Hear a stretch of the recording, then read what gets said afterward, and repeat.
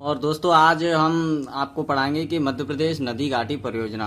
मध्य प्रदेश नदी घाटी परियोजना एक मैप के माध्यम से मैं आपको बताऊंगा कि कौन सी नदी पर कौन कौन सी परियोजनाएं बनाई गई हैं, बांध बनाई गई हैं। बहुउद्देशीय परियोजनाएं होती हैं दोस्तों। ये बहुउद्देशीय परियोजनाओं का मतलब होता है कि नदी का देखो क्या होता है कि ये नदी ऐसे जब भी कोई रिवर ऐसे बहती है, बहने के बाद यहाँ पर एक बांध बना दिया जाता है, पानी को रोक दिया जाता है और इससे बहुत सारे उद्देश्यों की पूर्ति होती है। जैसे कि यहाँ के जो यहाँ अब जो बांध बनाया, बांध से नहरों को जोड़ दिया जाता है। नहरों से जो आसपास के जो गांव होते हैं, जो आसपास का क्षेत्र होता है, उसे सिंचित किया जाता है।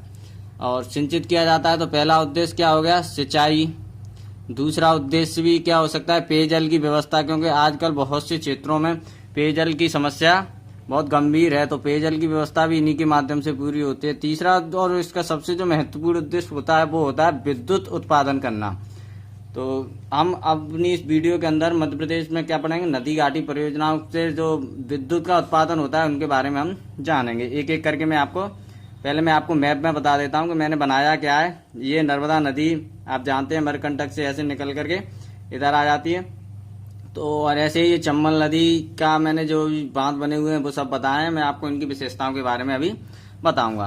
तो चलिए तो सबसे पहले चंबल नदी निकलती कहाँ से, महू इंदौर से निकलती है। महू की जानापाव पहाड़ी से ये निकलती है और निकलने के बाद ये उत्तर की ओर बहती है। और उत्तर की ओर बहने के बाद यहाँ पर एक बांध बना हुआ है मंदसौर जिले में, गांधी सागर बांध। दोस्तों एक क्वेश्चन यहाँ पर बनता है कि मध्य प्रदेश की सबसे पहली नदी घाटी परियोजना कौन सी है। तो सबसे पहली नदी घाटी परियोजना का जो कार्य शुरू किया गया था मध्य प्रदेश में, वो किया गया था चंबल नदी पर किया गया था। सन 1953 से 1954 के मध्य में ये कार्य किया गया था। तो क्वेश्चन यहाँ पर बनता है सबसे पहली नदी घाटी परियोजना कौन सी नदी पर शुरू की गई थी, चंबल नदी घाटी परियोजना है। और चंबल नदी घाटी पर भी सबसे पहली जो परियोजना बनाई गई थी, बांध बनाई गई थी, वो प्रथम चरण द्वितीय चरण प्रथम चरण में गांधी सागर बांध। यानी क्वेश्चन यहाँ पर बनता है कि मध्य प्रदेश की पहली परियोजना कौन सी है, जल विद्युत परियोजना कौन सी है, तो वो है गांधी सागर बांध। कहाँ पर है, मध्य प्रदेश मंदसौर में।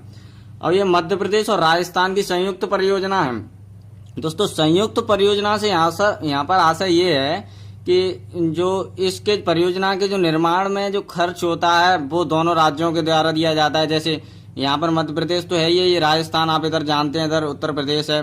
तो राजस्थान के द्वारा भी इस परियोजना के निर्माण में पैसा खर्च किया गया था और इसका जो लाभ बनने के बाद इसका जो लाभ लिया जाएगा वो राजस्थान और मध्य प्रदेश के द्वारा संयुक्त रूप से लिया जाएगा। इसीलिए ये गांधी सागर बांध मंदसौर जिले में स्थित है, मध्य प्रदेश राजस्थान की संयुक्त परियोजना है। दोस्तों अब आगे जाकर के यहाँ पर ये बनाई है कि राणा प्रताप सागर परियोजना चंबल नदी पर। दूसरा जो बांध बनाया गया है राणा प्रताप सागर बांध या परियोजना, आप कुछ भी कह सकते हैं, यह है चित्तौड़गढ़ राजस्थान में। बस क्वेश्चन यही बनता है, राणा प्रताप सागर बांध किस नदी पर स्थित है, चंबल नदी पर। कहाँ पर स्थित है, राजस्थान चित्तौड़गढ़ में। तीसरी जवाहर सागर बांध कोटा राजस्थान में स्थित है। तो आप ये जानते हैं महू इंदौर की जानापाव पहाड़ी से निकलती है। निकलने के बाद इसमें पहला बांध गांधी सागर बांध मंदसौर जिले में मध्य प्रदेश और राजस्थान की संयुक्त परियोजना। जैसा आप ये भी जानते हैं क्योंकि राजस्थान में है तो ये भी मध्य प्रदेश और राजस्थान की संयुक्त परियोजनाएं हैं।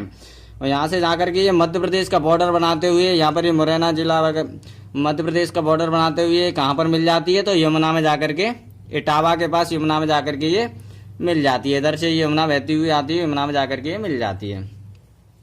तो चंबल नदी घाटी परियोजना से बस आपसे इतना ही क्वेश्चन पूछा जाएगा कि गांधी सागर परियोजना सबसे महत्वपूर्ण स्थापना कब हुई थी इसकी, 1955 में। पहला 1953-54 में नदी घाटी परियोजना का कार्य शुरू किया गया था। गांधी सागर बांध 1955 में बनाया गया था। और दूसरा मध्य प्रदेश और राजस्थान की संयुक्त। गांधी सागर बांध की ऊंचाई कभी कभी पूछ लेते हैं, वैसे ये ज्यादा महत्वपूर्ण नहीं है, तो आप याद रखें 64 मीटर इसकी ऊंचाई है। और मध्य प्रदेश की पहली जल विद्युत परियोजना भी यही है। चलिए दोस्तों अब मैं आपको पढ़ाऊंगा नर्मदा पर जो परियोजनाएं निर्मित की गई हैं वो। नर्मदा, तो नर्मदा नदी मध्य प्रदेश के अनूपपुर जिले के अमरकंटक नामक स्थान से निकलती है, जैसा कि आप सभी लोग जानते हैं। और निकलने के बाद ये पूरब की ओर प्रवाहित होती है। प्रवाहित होने के बाद जबलपुर में इस पर एक बहुत ही महत्वपूर्ण बांध बनाया गया है, बहुत ही ज्यादा इंपॉर्टेंट है, आप इसे बिल्कुल बिठा लीजिए अपने माइंड में कि जबलपुर में है बरगी परियोजना, जबलपुर में बनाई गई है। रानी अवंतीबाई परियोजना भी से नाम, रानी अवंतीबाई परियोजना के नाम से भी से जाना जाता है। तो अब क्वेश्चन यहाँ पर ये बनता है कि अब मैंने आपको बताया था मध्य प्रदेश की पहली परियोजना अगर आती है तो गांधी सागर परियोजना। अगर नर्मदा नदी पर निर्मित मध्य प्रदेश की पहली परियोजना आपसे पूछी जाती है तो वो है बरगी परियोजना, नर्मदा नदी पर। अगर पूरे मध्य प्रदेश की बात करें तो गांधी सागर, लेकिन अगर नर्मदा नदी पर निर्मित है तो वो है बरगी परियोजना। कहाँ पर? जबलपुर में। वैसे हम रानी अवंतीबाई परियोजना भी कहते हैं। अब यहाँ पर खंडवा जिले में इंदिरा सागर परियोजना, जिसे नर्मदा सागर भी कहा जाता है, इंदिरा सागर परियोजना जिसे नर्मदा सागर परियोजना भी कहा जाता है, ये कहाँ पर है? खंडवा जिले में पुनासा नामक स्थान पर। इसीलिए से कभी कभी पुनासा डैम या पुनासा परियोजना भी कह दिया जाता है। अब है ओमकारेश्वर खंडवा, ये जो है ये भी खंडवा में आप दो याद रखें, इंदिरा सागर परियोजना या उसे हम नर्मदा सागर भी कह देते हैं। और खंडवा में एक है ओमकारेश्वर खंडवा। ओमकारेश्वर एक पर्यटन स्थल आप कह सकते हैं, भगवान शिव का वहां पर मंदिर है, तो वहां पर एक बांध बना हुआ है ओमकारेश्वर, तो वही ये परियोजना है, खंडवा में निर्मित है। ठीक है दोस्तों। अब यहाँ पर आते हैं महेश्वर परियोजना, खरगोन जिले में स्थित है। पश्चिमी निमाड़ में ही खरगोन आता है, ये पूर्वी निमाड़ में क्या आता है? खंडवा। तो महेश्वर परियोजना कहाँ पर है? खरगोन जिले में स्थित है, खरगोन जिले बनाई गई। इस परियोजना की विशेषता ये है कि दोस्तों इस परियोजना का जो निर्माण किया गया था वो केवल जल विद्युत के मतलब विद्युत उत्पादन के लिए किया गया था। इस परियोजना का के महेश्वर परियोजना के निर्माण का उद्देश्य बहुउद्देशीय परियोजना हम इसे नहीं कह सकते। तो क्वेश्चन यहाँ से बन सकता है कि मध्य प्रदेश निम्न में से कौन सी बहुउद्देशीय परियोजना नहीं है? तो आप बता सकते हैं महेश्वर परियोजना नहीं है। अब आते हैं दोस्तों सरदार सरोवर परियोजना, ये कहाँ पर है? गुजरात में। जैसा कि आप देख पा रहे हैं गुजरात में है सरदार सरोवर परियोजना। ये गुजरात के नौगावा क्षेत्र में ये निर्मित की जा रही है। तो दोस्तों मध्य प्रदेश, राजस्थान, गुजरात और महाराष्ट्र, ये 4 राज्यों की संयुक्त परियोजना है। जैसा कि मैंने आपको बताया संयुक्त परियोजना क्या होती है। संयुक्त परियोजना के निर्माण में जो भी खर्च, मतलब इस परियोजना के निर्माण में जो भी खर्च होगा वो चारों राज्यों के द्वारा दिया जाएगा और उसका लाभ बनने के बाद उसका लाभ भी चारों राज्यों के द्वारा ही लिया जाएगा। तो दोस्तों इस परियोजना का हाल ही में विरोध भी हो रहा है। मेघा पाटनकर जो नर्मदा बचाओ आंदोलन चलाया जा रहा है, तो परियोजना का विरोध चल रहा है। लेकिन ये परियोजना जो है कहाँ पर है? गुजरात में। आप याद रखें सरदार सरोवर परियोजना गुजरात में नर्मदा नदी पर स्थित है। चलिए दोस्तों, चंबल नदी की तीनों परियोजनाएं आपको याद हैं। नर्मदा नदी की आपको 1, 2, 3, 4, 5 परियोजनाएं जो महत्वपूर्ण परियोजनाएं थी मैंने आपको बताई। अब आते हैं दोस्तों अमरकंटक से ही एक नदी और निकलती है। आप जानते हैं अमरकंटक से वैसे तो 3 नदी निकलती हैं, नर्मदा, सोन और जोहेला, तीनों नदी अमरकंटक से ही निकलती हैं। तो सोन नदी भी निकलने के बाद उत्तर की ओर प्रभावित होती है। तो इस पर एक बहुत महत्वपूर्ण परियोजना बनाई गई है, बाण सागर परियोजना। कई बार अलग अलग एग्जाम में ये क्वेश्चन पूछा गया है कि बाण सागर परियोजना कौन सी नदी पर स्थित है? तो वो है अपनी सोन नदी पर स्थित है। शहडोल जिले में, शहडोल मध्य प्रदेश के शहडोल जिले में बाण सागर परियोजना स्थित है। और ये मध्य प्रदेश, उत्तर प्रदेश और बिहार, ये संयुक्त, ये आप बिल्कुल याद रखें, ये क्वेश्चन पूछा जाता है कि मध्य प्रदेश, उत्तर प्रदेश और बिहार की संयुक्त परियोजना कौन सी है? तो वो है बाण सागर परियोजना। क्योंकि जो सोन नदी है वो मध्य प्रदेश से निकलने के बाद उत्तर प्रदेश में प्रवाहित होती है और बिहार में जाकर के, बिहार में जो है पटना से पहले गंगा नदी में जाकर के ये मिल जाती है, यानी गंगा नदी की सहायक नदी है।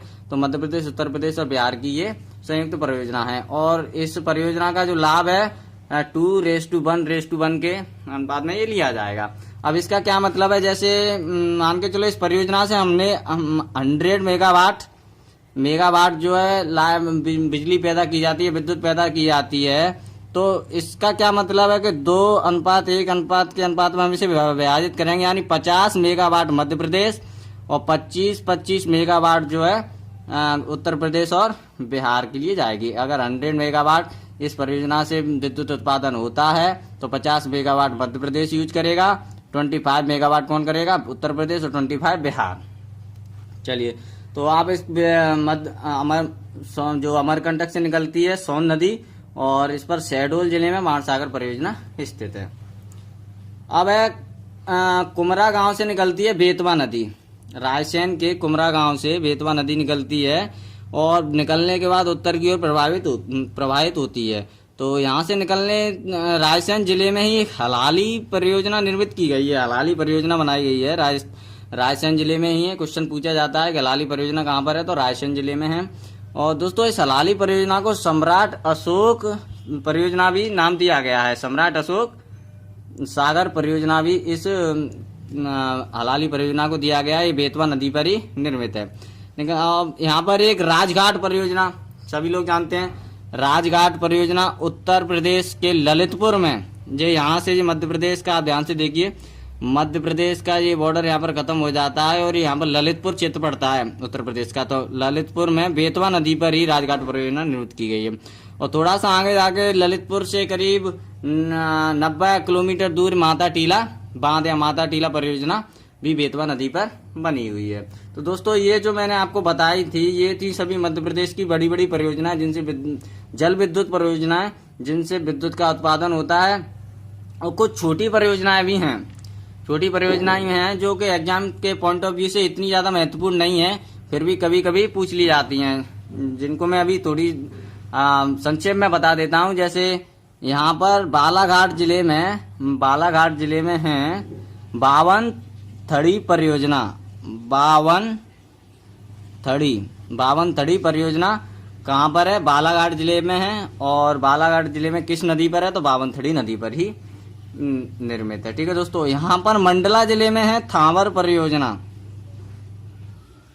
परियोजना मंडला जिले में है बस, और थांवर नदी पर ही है। और यहाँ पर है छतरपुर में है उर्मिल परियोजना, ये थोड़ी सी महत्वपूर्ण है। उर्मिल परियोजना और कैन परियोजना, उर्मिल और कैन ये कहाँ पर है? छतरपुर जिले में स्थित है। उर्मिल नदी पर उर्मिल परियोजना, कैन नदी पर कैन परियोजना। ठीक है दोस्तों, और यहाँ पर होशंगाबाद जिले में है तवा परियोजना, तवा नदी पर। तो ये छोटी छोटी परियोजनाएं थी जो मैंने आपको बताई। दोस्तों अब आपको जो बेतवा नदी है यहाँ से निकलने के, कुमरा गांव से निकलती है, इसका समापन कहाँ पर होता है आप हमें कमेंट के माध्यम से बताएंगे। और ये सभी जो परियोजनाएं आप बार बार जब रिमाइंड करेंगे, बार बार दोहराएंगे चीजों को, तो आपको बिल्कुल याद हो जाएंगे। मैप के माध्यम से आप इसे समझ सकते हैं। दोस्तों देखो, अगर आप मध्य प्रदेश पढ़ना चाहते हैं तो सबसे पहली मध्य प्रदेश पढ़ने की, या कोई भी सब्जेक्ट आप पढ़ना चाहते हैं अगर जियोग्राफिकल तरीके से, तो सबसे पहले आप मध्य प्रदेश का मैप बनाने की प्रैक्टिस कीजिए अच्छे से। और सभी जिलों को जो है यहाँ पर, जैसे बड़वानी पड़ता है, पश्चिमी निवाड़, पूर्वी निवाड़, ये जो हिस्सा है बुरहानपुर होता है। तो ये जो प्रैक्टिस आप डेली करते हैं तो मध्य प्रदेश आपका, मैं कहता हूँ आधे से ज्यादा मध्य प्रदेश आप इसी प्रकार से कवर कर सकते हैं।